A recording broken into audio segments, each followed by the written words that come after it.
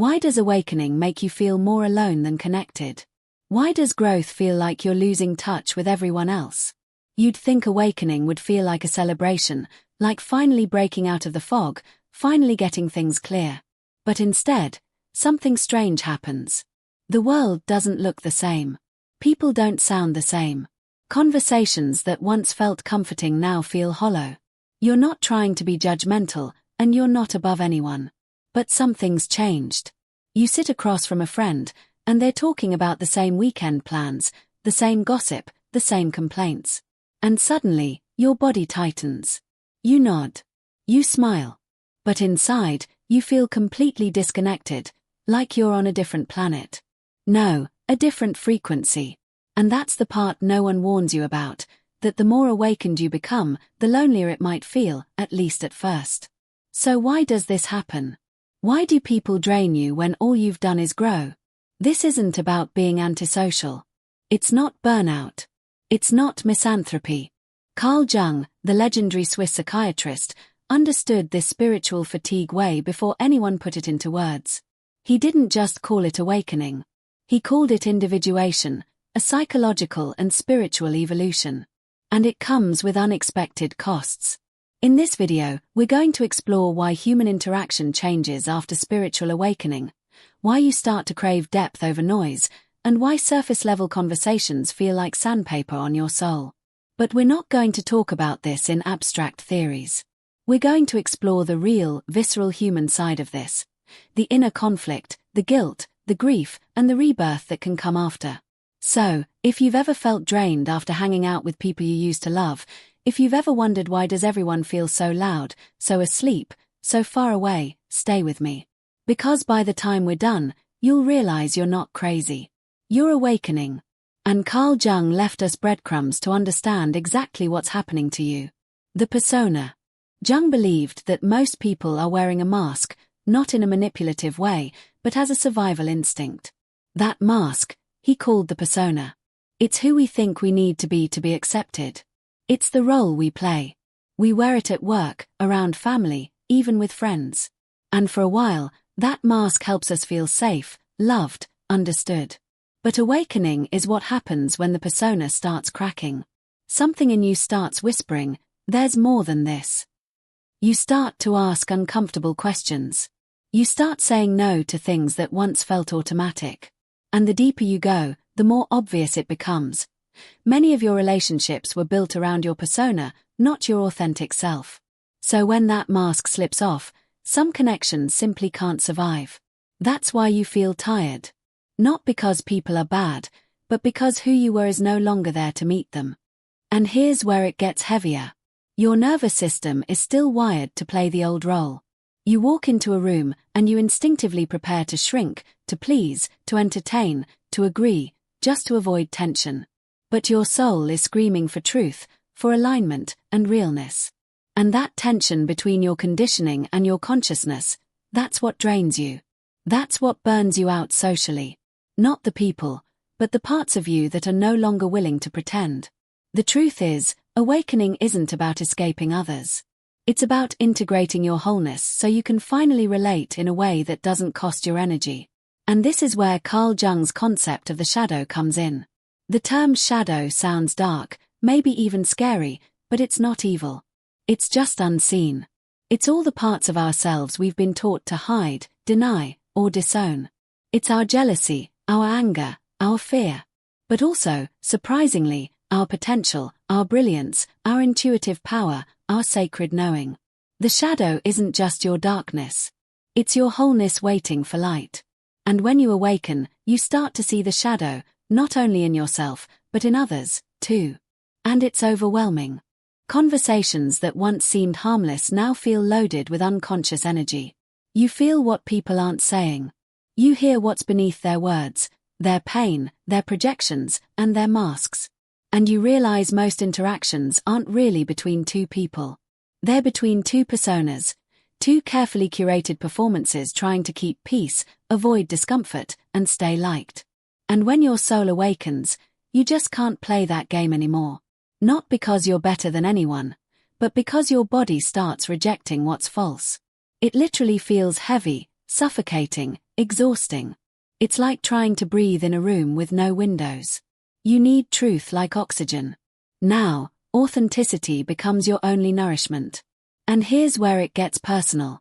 You start to recognize your shadow in others.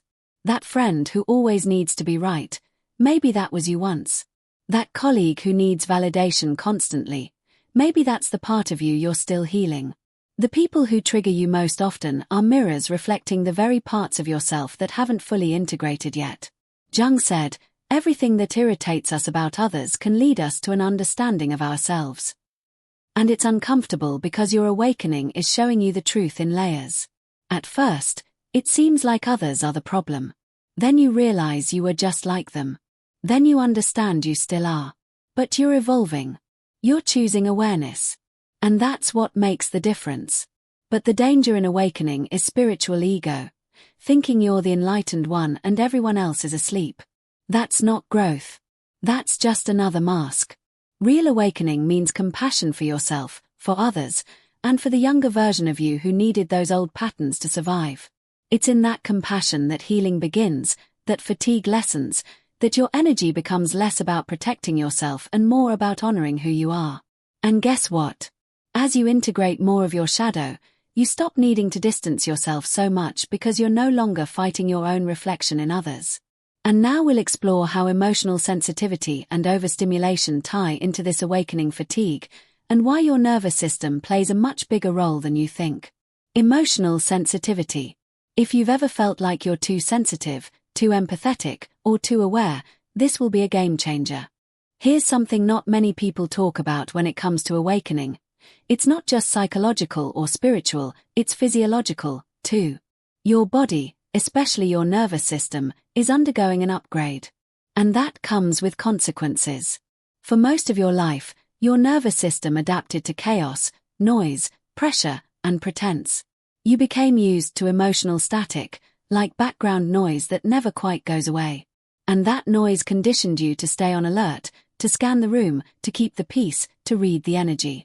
Especially if you're an empath or highly sensitive person, this was your survival mechanism. You didn't just listen to people, you absorbed them. You didn't just notice moods, you felt them. You became a sponge for other people's emotional weather systems. And that kind of vigilance takes a massive toll over time. Now add awakening to that. Awakening amplifies your perception. You don't just notice surface energy. You begin to sense dissonance, misalignment, manipulation, even if it's unintentional.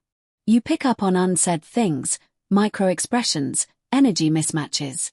And your nervous system goes into overdrive because it doesn't yet know how to process this new level of awareness.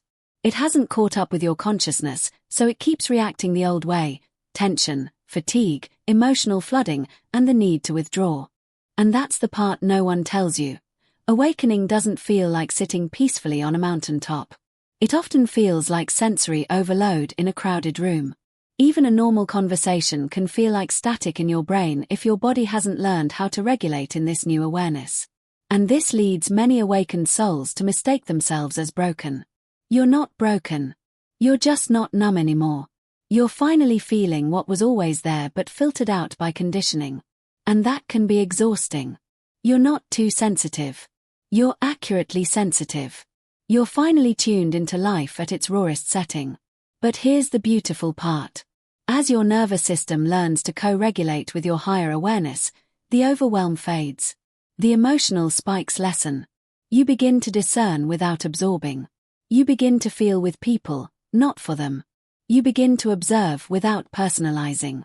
And that's when social interaction becomes sacred again. You stop needing to shrink. You stop needing to armor up. You just stay anchored in your energy and let others be where they are. After the fatigue.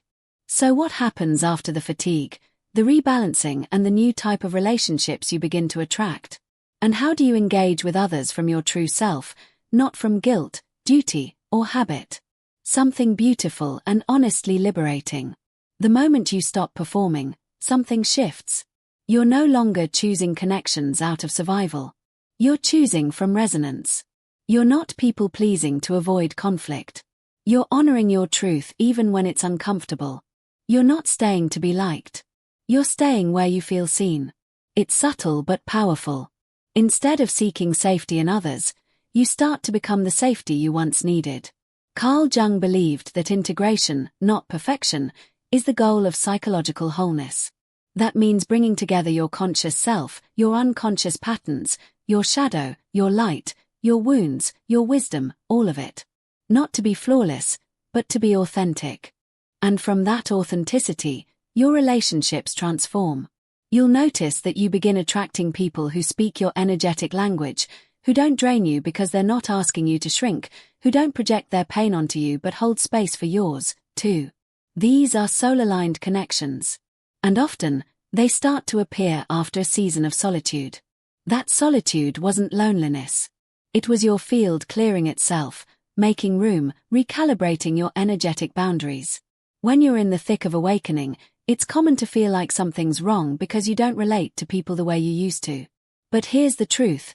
You're not meant to relate the same. You're meant to relate from a deeper place now, from presence, clarity, and alignment. And that changes everything. The reward of awakening. You stop matching other people's energy to keep the peace. You let your peace guide the dynamic. You stop proving your worth. You embody it. You stop engaging out of guilt. You connect out of choice. And this doesn't make you cold or detached. It makes you anchored. It makes your love more powerful because it's no longer filtered through fear. And yes, some people will fall away, not because you're abandoning them, but because they were only ever in sync with a version of you that you've outgrown. Grieving those connections is part of the awakening, too. But it's not a step back. It's a step home. Every ending is an invitation. And every person who stays or arrives in your life after this process comes into contact with the real you, the one beneath the persona and beyond the performance. Carl Jung once said, "The privilege of a lifetime is to become who you truly are." And this fatigue you felt, this disconnection, this isolation, this energetic sensitivity, it's all part of that privilege. Because the real reward of awakening isn't escaping people. It's reclaiming your inner space so deeply that no one can pull you out of it again. So if you're in that strange space where you're tired of people, tired of noise, tired of pretending, trust it. It means you're waking up. And when you come out the other side, you won't just relate differently. You'll live differently. If this resonated, share it with someone who's been feeling the same fatigue. Share your thoughts in the comments. When was the moment in your life you realized you just couldn't relate to certain people anymore? What did that feel like for you? And don't forget to subscribe to Fractal Wisdom. This is just the beginning of everything you're becoming.